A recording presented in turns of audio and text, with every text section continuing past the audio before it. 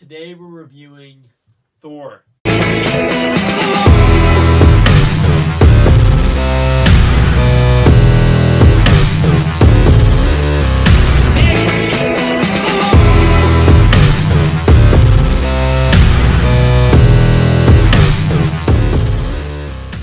So this is the introduction to Thor. I tried to bring up a synopsis before, but it was way too complicated. But basically, this is Thor's first movie, and he's getting ready for the throne in the beginning. You can tell he's really arrogant, and it just doesn't seem right. And Loki is obviously his brother who's not getting the throne, which causes a rivalry there. But what are your... Yeah, it's definitely the introduction to Asgard, and I think it's kind of the first movie that I guess it introduces like the space element, just to show there's a lot more worlds out there. I'm not sure if Thanos is mentioned at all in it, but no, I don't think so. Well, you see a fake Infinity Gauntlet in there, which I guess that's the reference. It's definitely the first movie that they've expanded besides just Earth. So moving on to our positives, basically there's a lot of good action sequences here. Loki is probably one of the best villains. I mean, people say this is the best villain, even though I like others better. But obviously he's really good, and the fact that he's his brother, and it's a great, because you don't really hate him necessarily. You kind of like him in a way. You don't want him to, die, I guess. Well, you kind of do, but he's kind of the more likable villain in the MCU. But I definitely liked this movie. I didn't love it, but definitely thought it was okay. What are your thoughts? Yeah, this is probably on par with, basically, Iron Man 2. I didn't like it as much as Iron Man. I definitely thought the action scenes were pretty cool between, when they went to that world between, the ice elves over there with that, giant thing. That was definitely a pretty cool scene. Just, how he was fighting, and then it was definitely Thor at his, I guess, most immature stage, just because he's taking on all those things. I think it almost killed one of his friends there in that scene. I think they got him out of there. You could see from when his dad got back that his dad was definitely not thinking the same thing he was thinking when he thought they could finish him off together. Father, we'll finish them together. Silence. And then also, I thought it was, there were some funny scenes that worked for me, when he gets to Earth. Obviously, his dad takes the hammer away from his powers, and he's getting basically taken away by the doctors, and he's throwing doctors around the emergency room. I like that. So I thought a lot of the jokes with for him going from his world to Earth was pretty funny.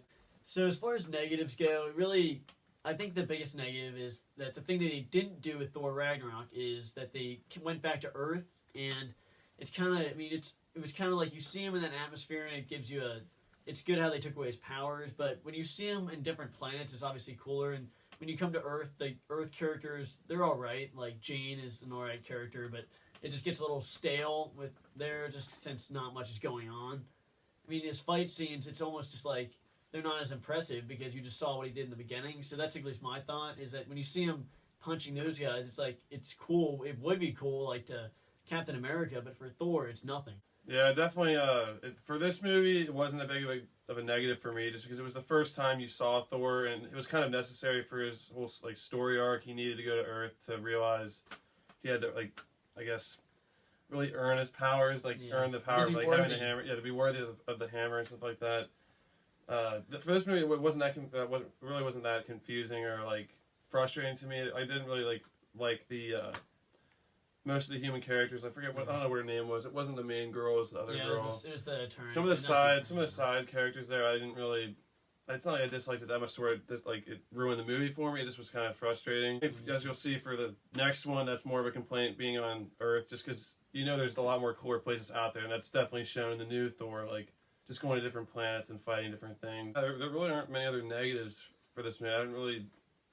That's about it really, just a couple of side characters just like that. More negative for me is just the ending. It's not like it was a bad ending, but it's not...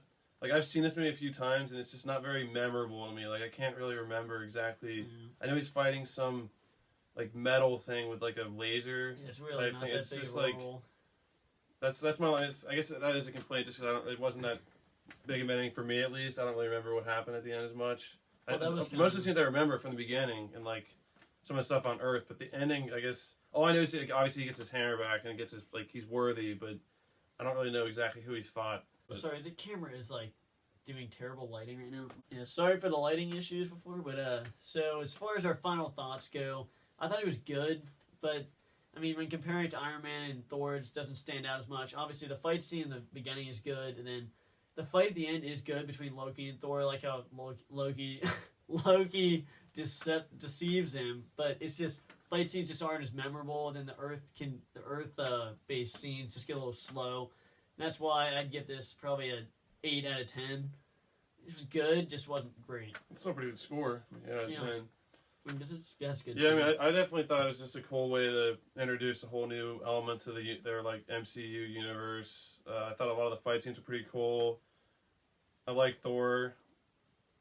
I mean, just introducing a bunch of new characters, the whole new storylines. It's definitely intriguing because you don't really know. Like when this starts, it's not like you really know exactly the whole situation. You're just kind of learning it as he learns it. Yeah. But I'd probably give it. I definitely liked it more than Iron Man 2. It's not one of my favorite MCU movies. But once again, that's not really a insult because there's a lot of great MCU movies. So I'd probably give it a 7.5, probably. Actually, you know what? I'll give it an 8 because once again, there's really Wasn't not. bad. There really was. I don't have thinking about complaints. There's really no major complaints. Like just because I said the one side character friend with Jean, I think. Yeah. She just was a little bit annoying, but that's not enough to like ruin the movie for me. I'd almost give it a 9, but as long as I don't give it a 9, just 'cause it's not as memorable as other movies. So that was our review of Thor. Just a quick recap. I gave it an 8 out of 10. I gave it an 8 out of 10. 8 out of 10. It was a pretty good movie. Definitely was not a bad movie. It was really. Nope. I thought it was pretty good. Just wasn't a great movie. Yeah, it wasn't the great. standards for the MCU movies are really high, so that's not really an insult at all. Yeah. But yeah, that was our quick Thor review in this little series leading up to Infinity War in May. Next up is Captain America: The First Avenger. And we'll see you guys in the next movie review. Bye, guys.